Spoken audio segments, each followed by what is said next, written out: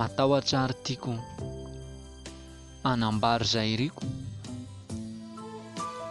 nefa tiako fantatrao ny fity anatiko ao.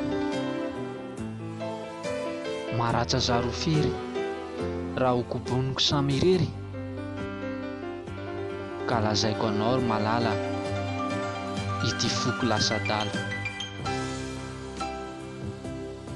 Aza tsiny rery tiana raha ny tianao mangina, fandrao angaina ka voatery tena leko tsy ny teny. Rado Andrianiaina.